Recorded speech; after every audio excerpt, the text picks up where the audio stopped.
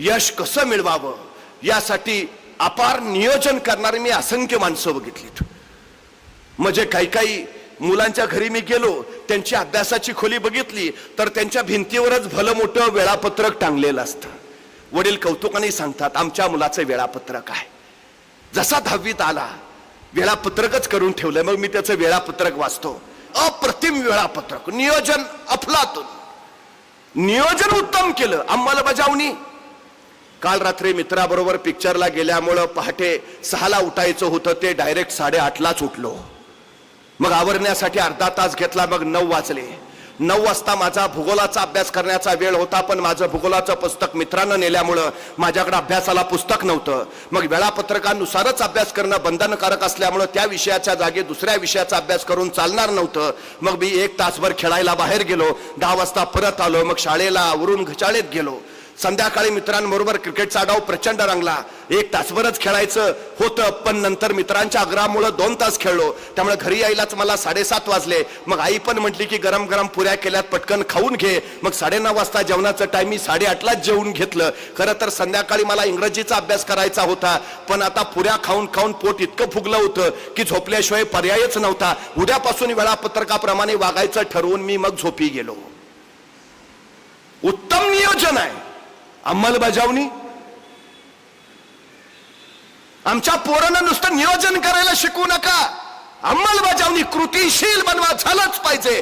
भान राखून योजना आखाव्यात आणि बेभान होऊन त्या अंमलात आणाव्यात. हे छत्रपती शिवाजी महाराजांच्या यशाचं सूत्र आहे. 50 वर्षाचं आयुष्य आहे महाराजांचं, पण या 50 वर्षाच्या आयुष्यात एकही घटना अशी नाही, एकही प्रसंग असा नाही की ज्याचं महाराजांनी नियोजन केलं नाही. अहो ते जाऊ द्या, जन्माला येण्या अगोदरच ज्यांच्या आयुष्याचं नियोजन ठरलंय असा महापुरुष जर कुणी या सृष्टीत जन्माला आला असेल तर ते आहेत छत्रपती शिवाजी महाराज. जन्माला यायच्या आधीच ठरलंय का जन्माला यायचंय, जन्माला यायच्या आधीच ठरलंय जन्माला येऊन काय करायचं. 50 वर्ष एकही घटना नाही ज्याचं महाराजांनी नियोजन केलं नाही. महाराजांच्या आयुष्यात एक आणि एकमेव घटना ज्याचं महाराजांनी नियोजन केलं नव्हतं ती म्हणजे महाराजांचा मृत्यू. त्या एकाच घटनेचं नियोजन नव्हतं. 40,000 फौजनीशी अफजल खान आला आणि अफजल खानाचा कोटा महाराजांनी फक्त 2 मिनिटात बाहेर काढला. महाराजांच्या या 2 मिनिटाच्या यशस्वीतेसाठी महाराजांनी तब्बल 1 वर्ष नियोजन केलं होतं, हे लक्षात असू द्या. 2 मिनिटाच्या यशस्वीतेसाठी 1 वर्षाचं नियोजन. मग आम्हाला आमच्या आयुष्याचं ध्येय गाठायचं आहे, आम्हाला किती नियोजन करावं लागेल, किती कृतीशील अंमलबजावणी करावी लागेल. सगळ्यात महत्वाचं आहे ते, सगळ्यात महत्वाचं. आमच्या पोरांना ते नियोजन, ती कृतीशीलता, तीच जबाबदारीची जाण आणि भान त्याला येऊ द्या. सगळ्यात महत्वाचं. शाळांमध्ये जीवशास्त्र शिकवलं जातं पण जीवनशास्त्र नाही. शाळांमध्ये चित्रकला शिकवली जाते पण चरित्रकला नाही. या जीवशास्त्राबरोबर जीवनशास्त्राची, चित्रकलेबरोबर चरित्रकलेची गरज आहे. ध्येय इतकं इतकं ठाम हवं, इतकं पक्क हवं की काही होऊ दे, ते गाठल्याशिवाय माघारी फिरायचं नाही. ही उर्मी त्याच्यात यायला हवी. आमच्या तानाची कोंडाणा घ्यायला गेले, झुंजा अफाट झाले. उदय भानशी झुंजा झुंजा तानाजी पडले. आता तानाजी मालुसरेच पडले म्हणलं मराठी सैन्य पाठीला पाय लावून पळत सुटलं. सूर्याजीने बघितलं आणि सूर्याजी ताडकन आडवाला पळत्या कुठे भेडासारखे तुमचा बाप इथं मरून पडलाय आणि त्यांनी परतीचे दोर कापून टाकले आणि कडाडले सूर्याजी. आता शत्रूशी लढून मरा नाहीतर दरीत उड्या टाकून मरा. मराठ्यांनी दरीत उड्या मारून मरणं पसंत केलं नाही, लढणं पसंत केलं. आणि बघता बघता तासा बराच शत्रूचा खुर्दा पडला आणि कोंडाण्यावर विजयाचा भगवा फडकला. यश मिळवायचं आहे ना. आमच्या पोरांना स्पष्ट सांगा, परतीचे दोर पहिले कापून टाक. ज्यांच्यासाठी पर्याय तयार असतात ती माणसं ध्येयापर्यंत कधीच यशस्वीपणे पोहोचत नाहीत. कारण पर्याय सगळ्यात महत्वाचं. संपून टाका पर्याय. काय ठरलंय, डॉक्टर व्हायचंय, बघायचंच नाही काय दुसरं. काय व्हायचं, इंजिनियर, बघायचंच नाही. बस, ध्येय निश्चित, पक्का ध्येय, ठाम. निश्चय हवा, निश्चयाचा दृढ निश्चय व्हायला हवा. दृढ निश्चयातून झपाटलेपण येतं आणि ते झपाटलेपण मग तुमच्या सगळ्या शक्ती तुमच्या ध्येयाप्रती केंद्रीभूत करतं आणि तुम्हाला ते पुढं पुढं पुढं झपाटल्यासारखं ध्येयाकडे नेत जातं. ते तुम्हाला मागं परतूच देत नाही, माघार फिरूच देत नाही, ते लढाईला सतत प्रवृत्त करतं. हा निश्चय निश्चय तुम्हाला घडवतो, आढळ ध्रुवासारखा ध्रुव पदावर पोहोचवतो. निश्चय, तो निश्चय कृतीतून येतो. छत्रपती शिवाजी महाराजांचा हा निश्चय होता. जगाच्या इतिहासात सगळ्यात अल्प काळात घडलेली क्रांती आहे. 750 वर्षाचं पारतंत्र्य महाराजांनी फक्त 35 वर्षात हटवलंय. फक्त का, कसं शक्य झालं? 12 वर्षाचे होते शिवबाराजे. शहाजीराजे मासाहेब जिजाऊंनी निर्णय घेतला, थोरले पुत्र संभाजीराजे शहाजीराजांबरोबर कर्नाटकात राहतील, ते कर्नाटकात राज्य विस्तार करतील. धाकटे पुत्र शिवबाराजे मासाहेब जिजाऊंच्या सोबत महाराष्ट्रात येतील, ते महाराष्ट्रात राज्य विस्तार करतील. 12 वर्षाचे शिवबाराजे मासाहेब जिजाऊंच्या सोबत पुण्याकडे यायला निघाले. त्यावेळी आपल्या या 12 वर्षाच्या पुत्राला एका पित्यानं काय द्यावं?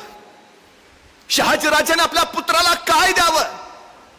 आमचा मुलगा कुठे निघाला, आम्ही काय देतो?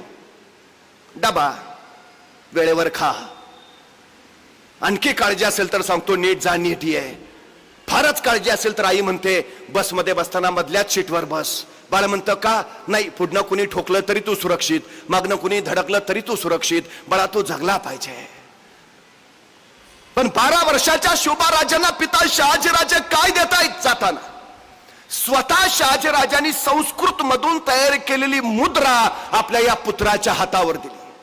ही नुसती मुद्रा नव्हती, आपल्या पुत्रासाठी दिलेलं स्वप्न होतं, आपल्या पुत्रासाठी दिलेलं ध्येय होतं, आपल्या पुत्रासाठी दिलेली महत्वाकांक्षा होती. काय होतं मुद्रेत? प्रतिपच्च चंद्ररेखेवर मुद्रा वर्धिष्णू विश्ववंदिता शहसुनो शिवजातस्य मुद्रा भद्राय राजते.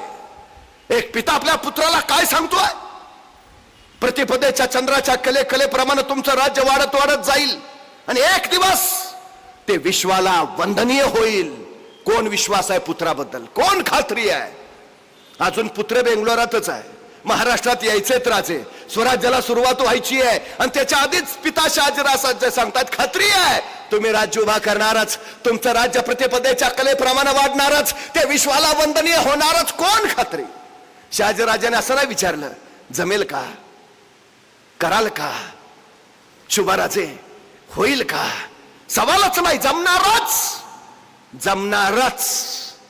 आमच्या पोरांच्या चुका काढण्यापेक्षा त्यांचं कौतुक करायची संधी शोधा, म्हणजे पोरं इतिहास घडवतील.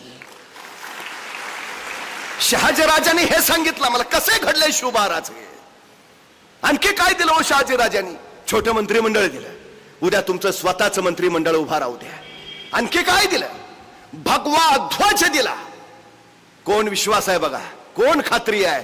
राज्य उभा राहणारच आहे राजे, पण उद्याच्या तुमच्या उभा राहणाऱ्या राज्याचा हा भगवा दौलत ध्वज बनवू द्या.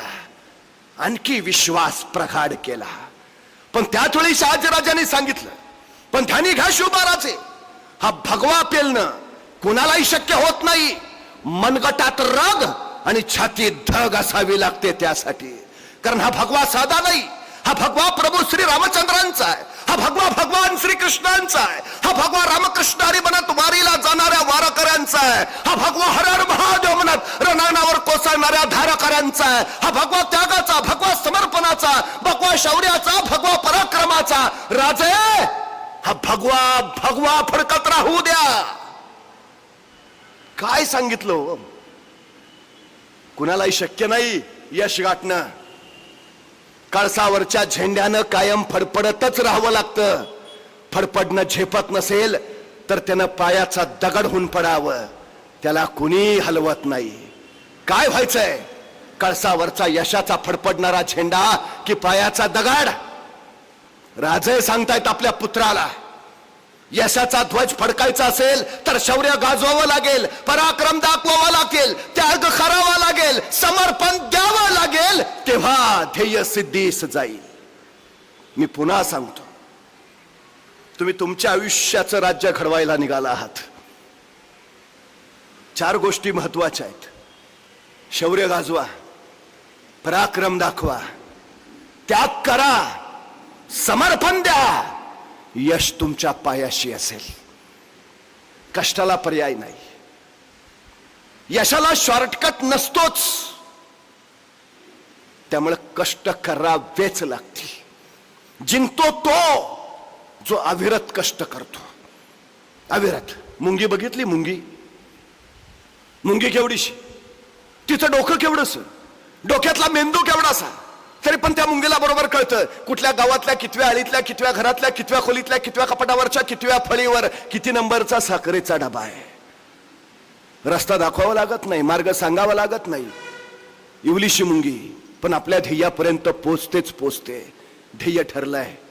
अरे इवलीशी मुंगी जर ध्येयापर्यंत पोचत असेल तर आम्हाला ध्येय गाठायला अडचण काय आहे? मुंग्या आंधळ्या असतात.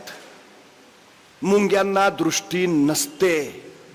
तुम्हाला जे दिसतात ते मुंग्यांचे डोळे नव्हेत. मुंग्या आंधळ्याच असतात. पण तरीही मुंग्यांची रांग कधी चुकत नाही. तुम्हाला चुकलेली दिसणारच नाही. शिस्त मुंगीकडनं शिकावी. किती संकट येऊ दे, मध्ये छोटी मोठी दगड आणखी काय काय येऊ दे, भिंतीवर चढता चढता ते पुन्हा कोसळू दे, ढासळू दे, ती प्रयत्न सोडत नाही. ती परत उठते, परत चालायला सुरुवात करते. सातत्यानं चिकाटीनं पुढे जात राहते.